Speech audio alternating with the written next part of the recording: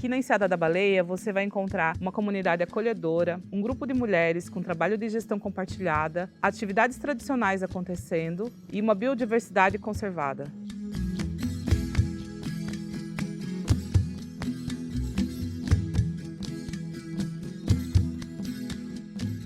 Bem-vindo à Enseada da Baleia. Nesse vídeo passeio, você vai conhecer a nossa história de luta e resistência.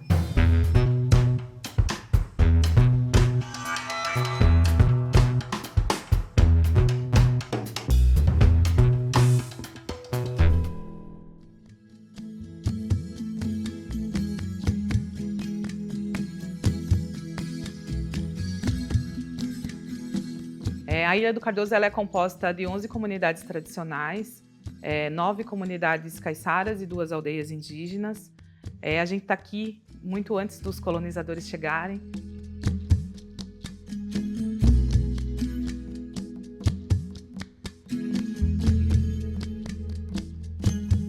A partir dos anos a gente vai sofrendo várias questões, e tentando se adaptar ao território. A Enseada da Baleia, ela nasceu por volta de 1845. Os meus avós, e nós vivemos e nascemos trabalhando com a atividade de secagem de peixe, que é uma das principais atividades aqui da Enseada. Esse processo, ele vai se modificando ao longo dos anos, O meu avô, ele herda o processo de secagem.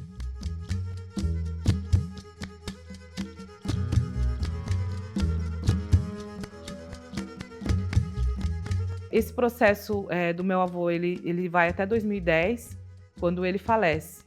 E meu avô, uma liderança importante da comunidade, e o falecimento dele, ele traz muitos impactos. E em 2011, como forma reativa, a tudo isso que a gente estava vivendo, a gente resolveu criar o grupo de mulheres, titulado como MAI, que é Mulheres Artesãs da Enseada. Então a nossa ideia era manter o conhecimento e o processo comunitário, mas pensar numa gestão que agregasse esse formato das mulheres, que também todo mundo soubesse do processo todo, para que cada um tivesse uma forma de trabalho, para que tivesse muita clareza, muita transparência e decisão. E aí começamos a trabalhar a questão da geração de renda para as mulheres, entendendo um processo importante. Então, ao mesmo tempo que a gente saía para buscar conhecimento, viajar, intercâmbios, era chamado para espaços, conhecendo um monte de gente, fazendo capacitação para captar recursos, inclusive para fortalecer as atividades coletivas, a gente também pensando em estratégia para conseguir sobreviver.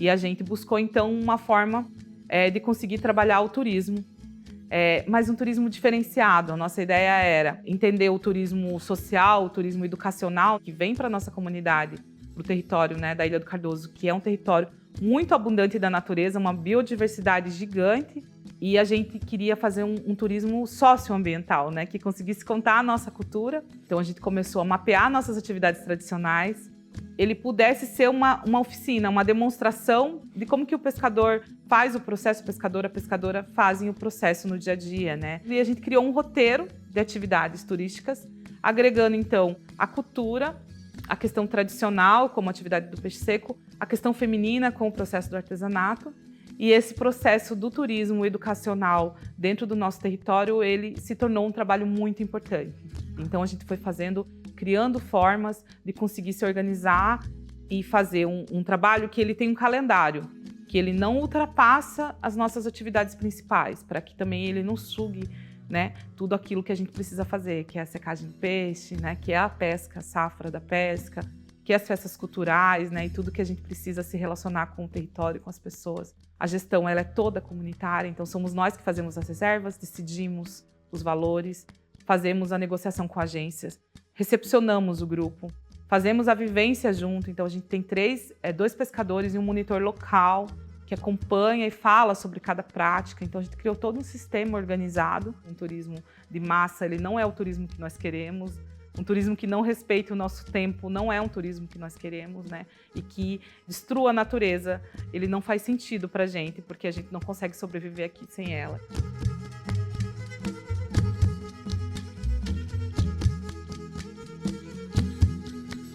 Agora a gente vai conversar com a Joyce, que vai apresentar pra gente o trabalho do peixe seco, do artesanato e da pesca.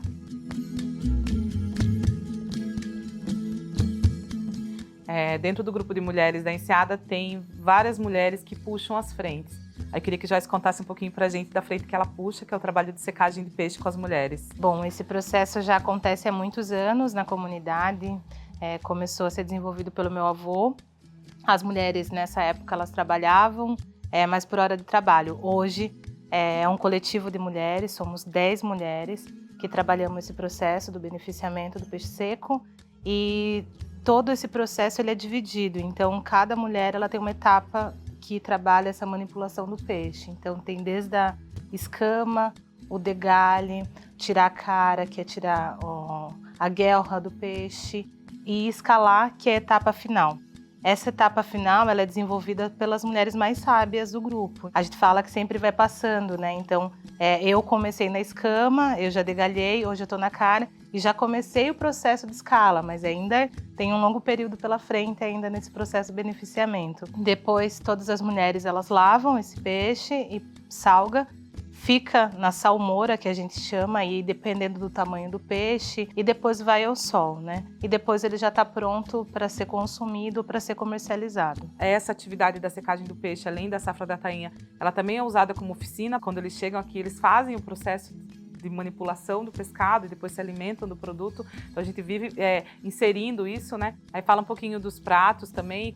Bom, o caiçara, ele consome esse peixe seco, cozido, e aí sempre ou com banana ou com batata doce. Esse é o prato tradicional que o caiçara consome, né? Mas ao longo desse período e do processo dos trabalhos que a gente vem desenvolvendo da comunidade, esse cardápio ele vem também se transformando, né? Hoje a gente serve o peixe seco, mas em formato de bolinho. Então a gente trabalha o peixe seco nos bolinhos, trabalha também ele com batata no forno e o peixe seco também o tradicional. Então a gente tenta inserir ele na nossa alimentação, mas de várias formas para que também tenha essa curiosidade de provar.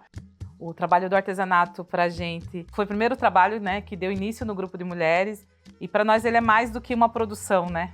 Ele é um momento coletivo, é um momento nosso, onde a gente conversa sobre como que a gente vive, o que a gente está fazendo, as habilidades, as nossas vontades. Então ele funciona como uma terapia, né? Cada uma de nós, tanto quando está fazendo coletivamente, quanto cada um está na sua casa, é um momento de lazer. Aí eu queria que Joyce contasse um pouquinho como que deu início ao trabalho que a gente faz hoje, que é um artesanato sustentável, né? Onde a gente insere o resíduo de rede de pesca na produção. Além dessa terapia, desse amor todo que você falou, eu acho que foi o primeiro trabalho que trouxe também o empoderamento feminino, né? De 2015 para cá já foram muitos quilos de rede tirados. Trabalhamos também os cordões da pesca, né? E além da gente inserir nas peças que a gente vende de vestuário, né, de artesanato em si, de bijuteria, a gente também conseguiu manipular, né, fazer fios de rede para fazer o crochê também, né? Também hoje ela faz parte da nossa oficina no turismo educacional, então a gente também conseguiu inserir uma rede que é de camarão rosa, então a gente foi tendo esse olhar mais cuidadoso, mais carinhoso, para também chamar a atenção dessa questão ambiental muito forte, né? Porque a gente convive com a quantidade de lixo na praia diariamente, né? Então a gente conseguir transformar esse produto, né, para conseguir agregar mais valor no nosso artesanato e ainda chamar atenção para o problema, foi um achado e incrível a gente conseguir trabalhar um problema que a gente vive na discussão do processo coletivo das mulheres. Até para trazer também para a discussão essa diferença, né, da pesca industrial para a pesca artesanal, né? Porque a maioria das vezes esse material que a gente encontra, que é de grande quantidade, eles são da pesca industrial, né? Que não tem esse cuidado, né? Porque o artesanal, ele tem todo ano, né? Tirar a sua rede, olhar onde está, remendar, que a gente chama, né? Tem esse cuidado muito próximo com o material de pesca. Bom, aqui na Ilha do Cardoso a gente tem uma diversidade enorme de tipos de pesca, mas tudo isso também é roteiro do turismo, então a criança, ela chega, ela vai para a praia, e aí na praia elas também desenvolvem a atividade, né, de fazer o lanço puxado, da gente fazer uma fala sobre o tamanho das espécies, a devolução desse peixe para o mar, a importância de se devolver os peixes pequenos para eles se reproduzirem. Então, tudo isso é uma atividade que a gente desenvolve aqui dentro.